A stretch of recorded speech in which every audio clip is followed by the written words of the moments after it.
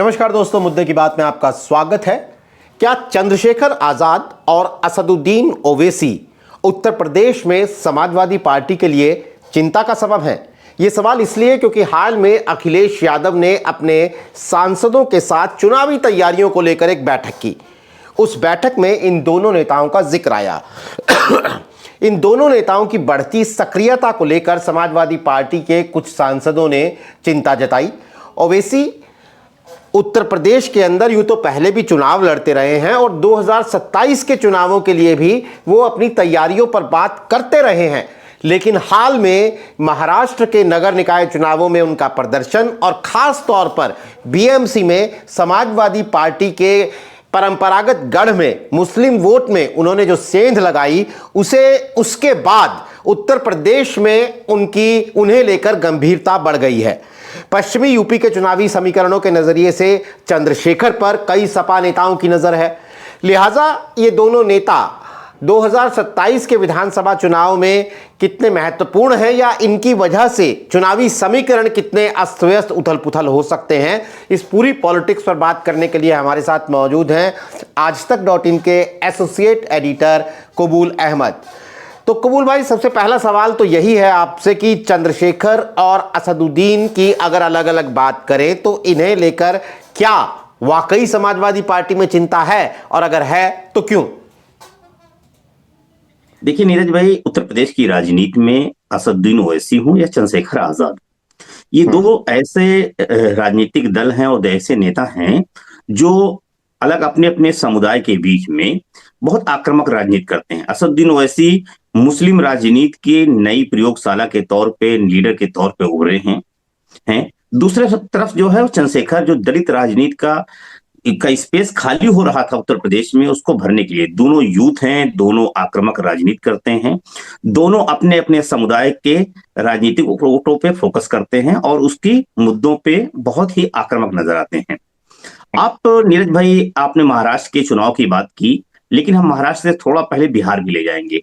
बिहार से राजनीति में, बिहार के इलाके से लेके आप महाराष्ट्र तक आते हैं तो असदुद्दीन ओवैसी का जो राजनीतिक असर दिखा है, आप नीरज भाई देखेंगे वो कौन से इलाके हैं जहां असदुद्दीन ओवैसी मुस्लिम वोटों को लेके बहुत अहम किरदार निभाए हैं। तो वो ऐसे इलाके हैं जहां पे मुस्लिम वोटर जो है 60% से अब ज्यादा है, यानी जहां 60% से ज्यादा मुस्लिम मतदाता है, वहीं पे असदुद्दीन ओवैसी बहुत निर्णायक भूमिका निभाए। उदाहरण के तौर पे हम बात करें पहले बिहार की, तो बिहार में जो किशनगंज का इलाका है, पूरा सीमांचल का इलाका है, जिस इलाके में वो 5 सीटें जीते हैं, वहां 50% से ज्यादा वोटर मुस्लिम हैं और इसीलिए वहां पे उनकी जीत की एक वो निकता है। दूसरा आता है महाराष्ट्र। महाराष्ट्र में मुसलमानों का राजनीतिक पैटर्न इस बार खास तौर से निकाय चुनाव में बहुत तेजी से बदला है और उसमें अगर बात सिर्फ नीरज भाई बीएमसी के गोंडवी और वो शिवाजी, मानखुर्द, ये इलाका मुसलमानों का ही नहीं है, बल्कि थाने का आप आइए तो मुमराय का इलाका है। आप उससे आगे बढ़िए, मालेगांव में आइए तो मालेगांव में जहां मुस्लिम मतदाता है, वहां तो जो तथाकथित सेकुलर दल है या जो मुख्य धारा की राजनीतिक पार्टियां हैं, वो एकदम क्लीन स्वीप हो चुके हैं नीरज भाई। हम उसमें बात करें तो कांग्रेस है या भारतीय जनता पार्टी, दोनों की स्थिति ये हुई है कि 1-2 सीटें जीत पाई हैं नीरज भाई। वहां पे क्योंकि वहां पे मालेगांव में 78% मुस्लिम मतदाता है और वहां पे जो मेन पार्टी उभर के आई है वो एक नई पार्टी बनी है, इस्लाम नाम की पार्टी है। शेख आसिफ वहां के पूर्व विधायक हैं, उन्होंने पार्टी बनाई है और वो निर्णायक भाई। और दूसरा जो है वहां पे जो है वो असदुद्दीन ओवैसी की पार्टी, शेख आसिफ की इस्लाम पार्टी, वो वहां की मेयर बनाने की स्थिति में पहुंच गई है और विपक्ष की भूमिका में एमआईएम है। ये दोनों मुस्लिम राजनीतिक हार्डकोर दल हैं नीरज भाई। तो एक चीज दिख रहा है कि वहां पे चीजें बदली हैं। सिर्फ असदुद्दीन ओवैसी ने इन इलाकों में नहीं, और भी इलाकों में, चाहे औरंगाबाद का इलाका हो, फिर जुलाना हो, या तमाम ऐसे इलाके हैं जहां पे वो इस बार खाता खोलने में कामयाब रहे हैं। तो निश्चित तौर पे असदुद्दीन ओवैसी धीरे धीरे जिस तरह से अपने पैर पसार रहे हैं, तो महाराष्ट्र में और बिहार में जहां स्थितियां आई हैं नीरज भाई, थोड़ा सा उससे हम उत्तर प्रदेश को थोड़ा सा अलग देखते हैं नीरज भाई। उत्तर प्रदेश की स्थिति थोड़ा सा डिफरेंट है। हाँ, ये बात जरूर है कि असदुद्दीन ओवैसी उत्तर प्रदेश को लेके बहुत सीरियस हैं। उनकी पार्टी के नेता अध्यक्ष जो हैं वो भी एक्टिव रहते हैं, लेकिन उत्तर प्रदेश में अभी तक बहुत बड़ा कोई करिश्मा असदुद्दीन ओवैसी नहीं दिखा सके हैं। मैं बताऊं तो उस समय भी असदुद्दीन ओवैसी नहीं दिखा सके जब उत्तर प्रदेश की राजनीतिक जमीन उनके लिए ज्यादा उपजाऊ दिख रही थी, जब उनको अखिलेश यादव उत्तर प्रदेश में मुख्यमंत्री थे, अखिलेश यादव, और उनका उत्तर प्रदेश में आने पे बैन लगा दिया था।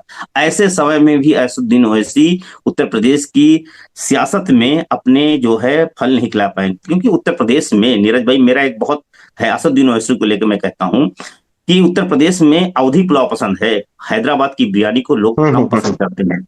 हैदराबाद की बिरयानी में जो तीखापन है, मसाला है और गोश्त कच्चापन है, वो उत्तर प्रदेश को नहीं पसंद आता।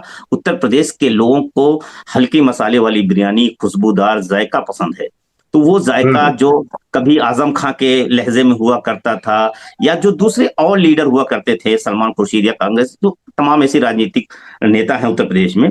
और उत्तर प्रदेश एक ऐसा स्टेट है जहां पे ऐसी मुस्लिम पार्टियां हैं जो मुस्लिम स्कूल ऑफ थॉट हैं, रिलीजियस, उनके केंद्र हैं उत्तर प्रदेश में। उनको लगता है कि हम देश के मुसलमानों को दशा दिशा दिखाते हैं, ऐसे में कोई हैदराबाद से आके मुझे राजनीतिक दशा दिखाए या सिखाए, वो कहीं नहीं बर्दाश्त। तो उत्तर प्रदेश में यही वजह रही कि अभी तक असदुद्दीन ओवैसी तमाम कोशिशों के बाद जो है वो नहीं खवाया। लेकिन जो खास तौर से महाराष्ट्र और बिहार के चुनाव, उससे थोड़ा सा जो समाजवादी पार्टी के मुस्लिम लीडर हैं उनके अंदर चिंता पैदा होना लाजमी है। एक सेकंड कबूल भाई, मैं आपको एक बीच में एक स्टेटमेंट बता दे रहा हूं, आप ही की बात को वो एंडोर्स करती है कि मतलब सीमांचल के जो चुनाव में प्रदर्शन के बाद एक टीवी चैनल से बात करते हुए असदुद्दीन ओवैसी ने कहा था कि यूपी में AIMIM यानी उनकी पार्टी की पूरी तैयारी है, वो ज्यादा सीटें जीतने के लिए चंद्रशेखर आजाद और स्वामी प्रसाद मौर्य के साथ गठबंधन जारी रखेंगे। तो मैं दर्शकों को बता दूं कि बिहार में स्वामी प्रसाद मौर्य ने 3-4 सीटों पर चुनाव लड़ा था और चंद्रशेखर आजाद ने शायद 25 के करीब सीटों पर, और यहां इनका गठबंधन था। कोई प्रेस कॉन्फ्रेंस नहीं हुई लेकिन गठबंधन थे घोषित तौर पर। तो ये अब ये बात ओवैसी ने उस वक्त कही थी कि हम चंद्रशेखर आजाद और स्वामी प्रसाद मौर्य से गठबंधन जारी रख सकते हैं यूपी में भी। यहां से मैं आपको बिल्कुल नीरज भाई, ये जो गठबंधन की असदुद्दीन ओवैसी ने बात किया है, ये बिहार में नहीं, ये उत्तर प्रदेश के 2024 के चुनाव में भी हमको दिखा था। जब आप देखेंगे तो जो है वो नगीना में चंद्रशेखर के लिए समर्थन की बात हो, या कुशीनगर में स्वामी प्रसाद मौर्य के चुनाव लड़ने पे उनके समर्थन की बात हो, यहाँ इन दोनों जगह पे इनका अलायंस रहा है। इसके अलावा भी तमाम अलग जगह पे रहा है। असदुद्दीन ओवैसी ने अपनी पार्टी से जरूर कोई कैंडिडेट नहीं उतारा था, लेकिन वो प्रचार करने उत्तर प्रदेश में लोकसभा चुनाव में आए थे, और उन्होंने उनके पार्टी के जो प्रदेश अध्यक्ष हैं शौकत अली, वो उन्होंने भी प्रचार किया था। लेकिन चंद्रशेखर की जो सीट है नगीना, उसके अलावा कहीं और पे कोई ऐसा बहुत ज्यादा इंपैक्ट नहीं है। स्वामी प्रसाद मौर्य की जमानत जब्त हो गई है नीरज भाई, वो कोई बहुत बड़ा करिश्मा दिखा नहीं सके हैं। इसके अलावा जो और भी सीटों पे गए थे वहां भी कोई बहुत ज्यादा असर नहीं दिखा सके। तो लेकिन बिहार का जो सीमांचल का इलाका है, वहां के समीकरण नीरज भाई अलग हैं। अब बात आती है कि वो उत्तर प्रदेश में रखेंगे। हाँ, ये बात जरूर है, चाहे असदुद्दीन ओवैसी हो, चंद्रशेखर हो या स्वामी प्रसाद मौर्य, तीनों लोग उत्तर प्रदेश में अपनी राजनीतिक जमीन तलाश रहे हैं, और तीनों अपने अपने आक्रामक राजनीति, जैसे मैंने कहा कि वो हैं और तलाश रहे हैं, वो मिल नहीं रहा। क्योंकि उत्तर प्रदेश की राजनीति दो ध्रुव में बटी हुई है। एक तरफ जो है वो समाजवादी पार्टी खड़ी हुई है, जो और कांग्रेस के साथ अलायंस बना के कि वो भाजपा को हराने के लिए है। दूसरी तरफ जो है भारतीय जनता पार्टी, अनुप्रिया पटेल, संजय निषाद, ओम प्रकाश राजभर के साथ मिलकर एक अलायंस बनाए हुए है, और जो ये है और ऐसे में जो समाज है भी है नीरज भाई, वो भी दो हिस्सों में बटा हुआ है। एक भाजपा को हराने के लिए बटा हुआ है, एक भाजपा को जिताने के लिए है बना। ऐसी स्थिति में जब बसपा जैसा दल जो है और कांग्रेस अलग रहती है तो उसका राजनीतिक हज़ियत चली जाती है। ऐसे में इनके लिए स्पेस बनाना अलग बात है। नीरज भाई, चंद्रशेखर की नगीना में जो जीत थी, उसमें चंद्रशेखर जो दलित समुदाय से आते हैं, उसमें दलित वोटों की रोल बहुत कम था। उसमें मुस्लिम मतदाताओं का बहुत बड़ा योगदान था। वहां पे भी नीरज भाई, मैं अगर यहाँ बताना चाहूंगा कि नगीना एक ऐसी सीट है जहां 55% से ज्यादा मुस्लिम मतदाता हैं, और उन सीटों पे मुस्लिम मतदाता की भूमिका चंद्रशेखर आजाद की जिताने में बहुत बड़ा रोल प्ले की है नीरज भाई। इसलिए चंद्रशेखर आया। इसके अलावा चंद्रशेखर वहां पे कोई और बहुत अच्छा, कोई ऐसा नहीं कि बहुत राजनीतिक प्रयोग किए हैं कि सफल हो गए हैं आज की तारीख में नीरज भाई। हाँ, ये जरूर है कि चंद्रशेखर का फोकस पश्चिम उत्तर प्रदेश में है। वो पश्चिम उत्तर प्रदेश के तमाम जो छोटे छोटे नेता हैं, जिला पंचायत सदस्य हैं या पूर्व विधायक रहे हैं, जो अलग अलग अपने अपने राजनीतिक दलों में हाशिए पे पड़े हुए हैं, उनको बहुत ज्यादा राजनीतिक स्पेस नहीं मिल पा रहा, उनको अपने साथ मिला के वो एक तुरुप का पत्ता साबित होना चाहते हैं। लेकिन मैं फिर कह रहा हूं कि उत्तर प्रदेश का 2027 के चुनाव आने में अभी 1 साल का पूरा वक्त बचा है नीरज भाई। 1 साल में बहुत स्थितियां भी देखने को मिलेंगी। तो ऐसे में जो समाजवादी पार्टी है उसको लग रहा है कि उनके नेताओं को खासतौर से लग रहा है कि अगर चंद्रशेखर और स्वामी प्रसाद मौर्य और असदुद्दीन ओवैसी मिलते हैं तो कोई ऐसा तो नहीं कि मुस्लिम दलित कम्युनिटी न बन जाए। दलित कम्युनिटी बन जाएगी तो ये बहुत बड़ा हो जाएगा। तो लेकिन मैं बार बार कहता हूं कि कभी भी उत्तर प्रदेश में दलित मुस्लिम कम्युनिटी कभी भी सफल नहीं रही नीरज भाई। इसमें मुस्लिम कहीं वोट दे देता है, ले दलित है, तो दोनों की कम्युनिटी कभी भी सफल नहीं रही है। तो यह इस प्रयोग को मायावती कई बार आजमा चुकी हैं, लेकिन आज तक उत्तर प्रदेश में कभी सफल नहीं हुई नीरज भाई। तो अगर मायावती इसमें सफल नहीं हो सकती है तो मुझे असदुद्दीन ओवैसी और चंद्रशेखर का सफल होने पे थोड़ा संदेह दिखता है। एक चीज, दूसरी चीज यह है कि उत्तर प्रदेश में कभी मुस्लिम राजनीति भी बहुत ज्यादा सफल नहीं। वो गुब्बारे की तरह नीरज भाई फूलती है एक बार और दूसरी बार उसमें जैसे कोई सुई चुभा दे फिर वो कभी नहीं उभरती।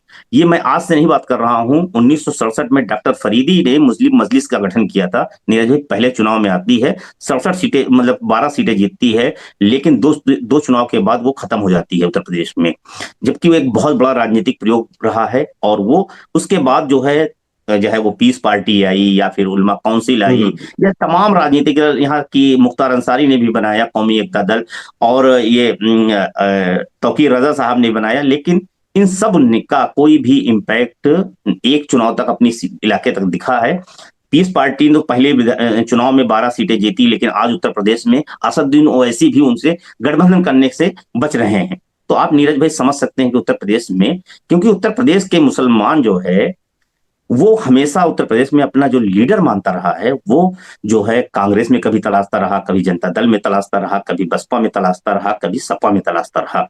तो वो अपना नेता ऐसे तलाशता रहा है जो मुख्य धारा की राजनीति नहीं है। आज की तारीख में जब सपा और कांग्रेस अगर अलायंस उत्तर प्रदेश में बना रहता है तो मुझे लगता है कि असदुद्दीन ओवैसी की मुस्लिम राजनीति में सेंधमारी करने का जो ख्वाब है वो मुझे साकार होता नहीं दिख रहा, उस पर संदेह होगा। हाँ, ये बात जरूर है कि एक राजनीतिक हलचल जरूर पैदा हो जाएगी। एक राजनीतिक, जैसे पानी होता है, पानी ठहरा हुआ पानी है, अगर उसमें कोई कंकड़ मार दे तो हो जाता है, और वो कंकड़ मारने की कोशिश असदुद्दीन ओवैसी और चंद्रशेखर करने की कोशिश करेंगे। क्योंकि उस ओवैसी की अगर पहली पसंद उत्तर प्रदेश में अगर हम बात करें नीरज भाई तो बीएसपी है। असदुद्दीन ओवैसी चाहते हैं कि उत्तर प्रदेश में मायावती के साथ अलायंस हो जाए, लेकिन मायावती ने एक बैरियर लगा रखा है कि हम उत्तर प्रदेश में किसी के साथ गठबंधन नहीं करेंगे, एकला चलो की राह पे चलेंगे। अगर ओवैसी बसपा के साथ आते हैं, उसके साथ कोई और अलायंस बनता है, तब उत्तर प्रदेश में ट्रंगल फाइट हम देख सकते हैं, तब ओवैसी का राजनीतिक इंपैक्ट देख सकते हैं। इसके अलावा मुझे ओवैसी का इंपैक्ट उस तरह से नहीं दिख रहा है जो महाराष्ट्र और बिहार के चुनाव में मुझे दिखा है। एक बात और, पिछले दिनों खबर आई थी कि अखिलेश यादव अपना पीडीए के अंदर अपना डी पे फोकस यानी दलित पे अपना फोकस बढ़ा रहे हैं। सामान्य सीटों पर अखिलेश यादव विधानसभा चुनाव में दलित उम्मीदवार उतार सकते हैं, ये उन्होंने लोकसभा चुनाव में भी किया था और विधानसभा चुनाव में इसको दोहरा सकते हैं अपने इस फॉर्मूले को। ये चर्चाएं हमने भी की थी। तो क्या ये दलित वोट पर फोकस बढ़ाने की जो अखिलेश यादव की रणनीति है, क्या इसे चंद्रशेखर फैक्टर के चश्मे से देखना चाहिए? जरूर देखना चाहिए। मैं ये बात नहीं कह रहा हूं कि क्योंकि दलित राजनीति उत्तर प्रदेश में बहुत अहम रही है। उत्तर प्रदेश में दलित राजनीति की प्रयोगशाला रही है। बसपा काशीराम से, अंबेडकर से लेके काशीराम तक और अब चंद्रशेखर तक, इन लोगों ने दलित राजनीति की प्रयोगशाला के तौर पर उत्तर प्रदेश में आजमाया। और उत्तर प्रदेश में दलित राजनीति जब जब प्रयोग हुआ है वो सफल है, चाहे जिस रूप में हुआ हो वो हमेशा सफल रही है नीरज भाई है। तो और अखिलेश यादव ने भी देखा कि हम एमवाई समीकरण के सहारे उत्तर प्रदेश में भाजपा को मात नहीं दे पा रहे हैं, तो जो अपना जो एमवाई का दायरा है, मुस्लिम यादव समीकरण का दायरा है, उसको बढ़ाने के लिए ही उन्होंने पीडीए फार्मूले का वो किया, ताकि पिछड़ा, दलित, अल्पसंख्यक, जो मुस्लिम यादव परस्ती का आरोप लगता था, उस तमगे से भी बाहर निकल के, इसीलिए मुस्लिम को उन्होंने अल्पसंख्यक का दर्जा दिया, और यादव जो वोट है उसको ओबीसी में डिवाइड किया, हिस्से में शामिल किया, और जो ओबीसी की जातियां उसको छूटा, साथ में दलित जो है राजनीति को भी स्पेस देने की कोशिश की और बनाने की एक अम्ब्रेला बनाने की कोशिश की, ताकि वो भाजपा को, जो भाजपा की सोशल इंजीनियर रही, उससे मात दे सकें। इसीलिए उन्होंने ये पॉलिटिक्स अपनाया, और अखिलेश का यह पॉलिटिक्स 2024 के चुनाव में सफल रहा है नीरज भाई। और खास तौर से उसमें जो अखिलेश यादव जो 37 सीटें जीत के आए हैं उत्तर प्रदेश में, और 6 अगर हम कांग्रेस की भी जोड़ दें तो 43 सीटें हो जाती हैं। अगर वो 43 सीटें कांग्रेस उत्तर प्रदेश में इंडिया अलायंस जीतती है, तो उसमें मुस्लिम, यादव, दलित और बहुत तमाम ओबीसी जातियों का बहुत रोल रहा है।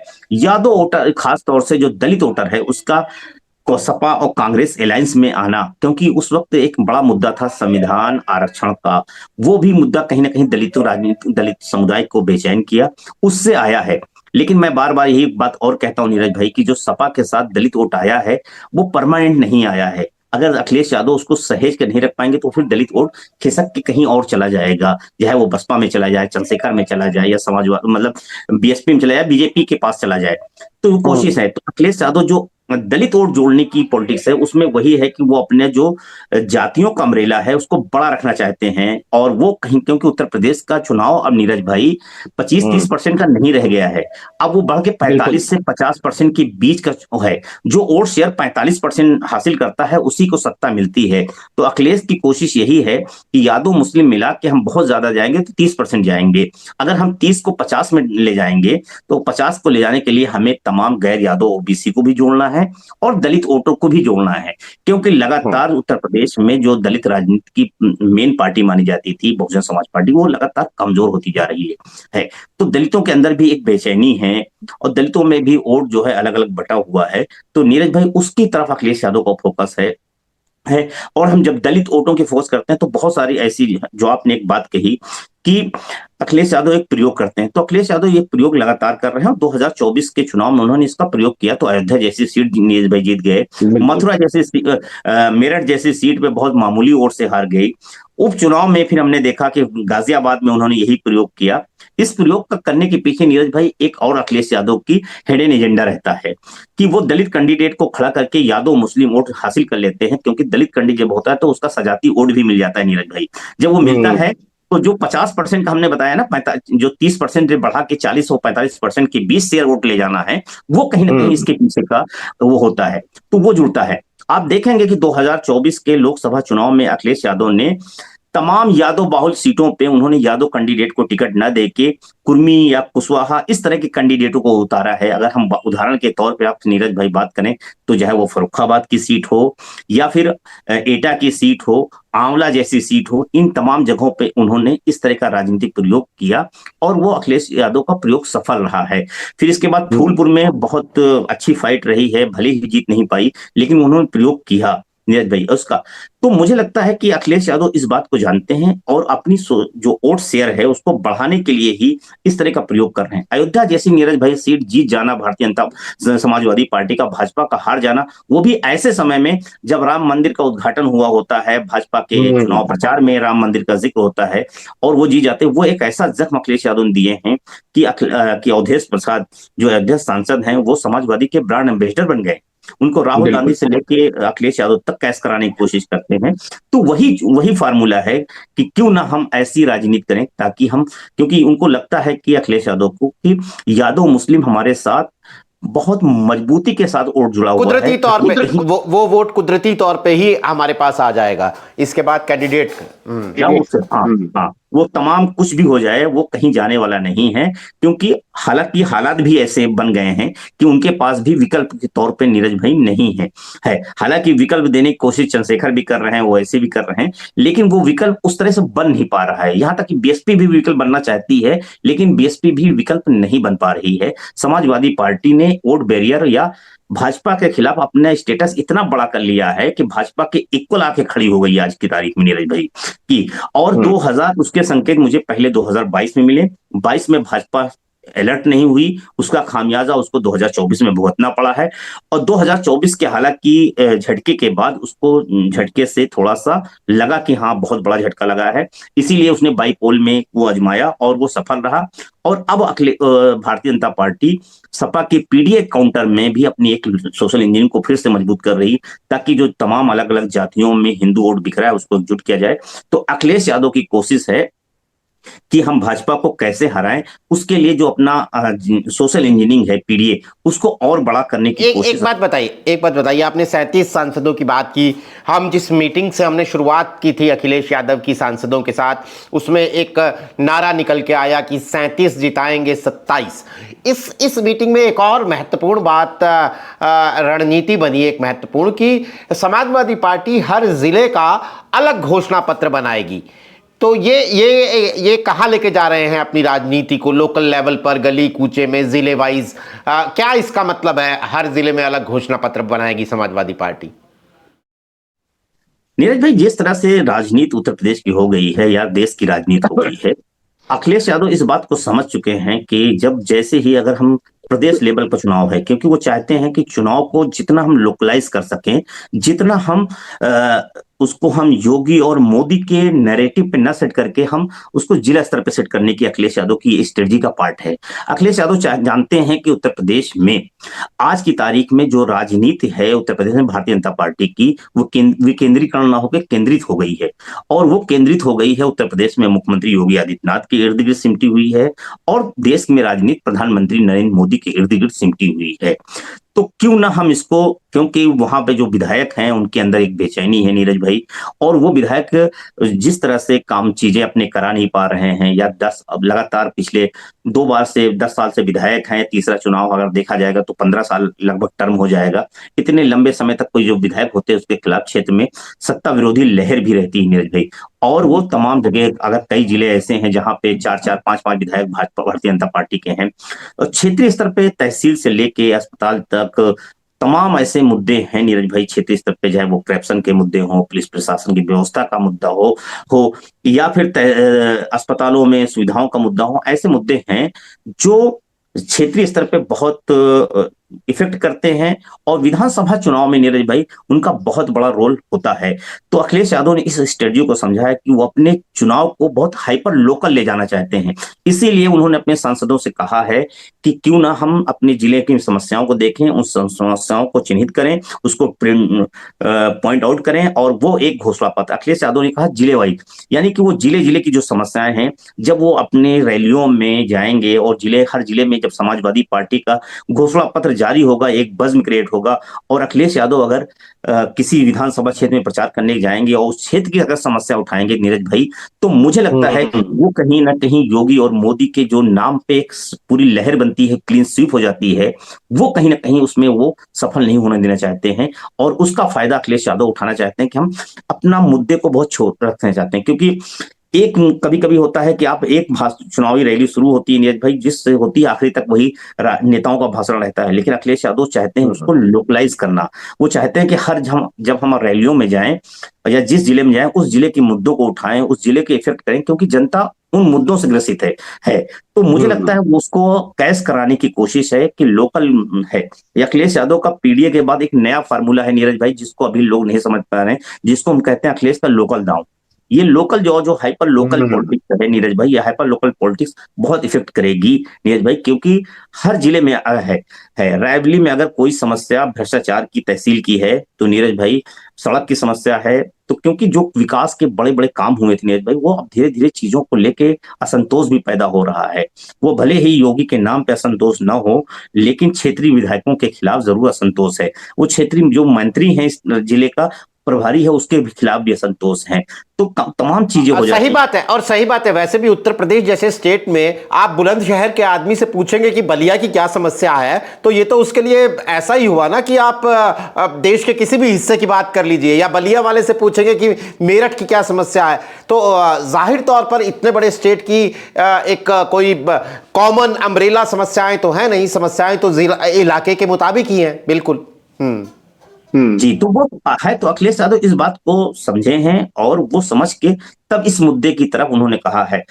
पहली बार अखिलेश यादव अपने सांसदों को टास्क दे रहे हैं नीरज भाई कि आप पहले उनको एसआईआर पे लगाते हैं, एसआईआर की रिपोर्ट लेते हैं, एसआईआर फीडबैक लेते हैं और उनसे कहते हैं आप अपने अपने क्षेत्रों में कायम करिए, हर दिन अपने क्षेत्रों में लोगों से वाकिफ रहिए। साल भर का समय है, अगर साल भर पहले अखिलेश यादव ये एक्सरसाइज कर रहे हैं तो ये बता रहा है कि उत्तर प्रदेश को लेकर अखिलेश यादव पूरी तरह से चुनावी मोड में उतर चुके हैं।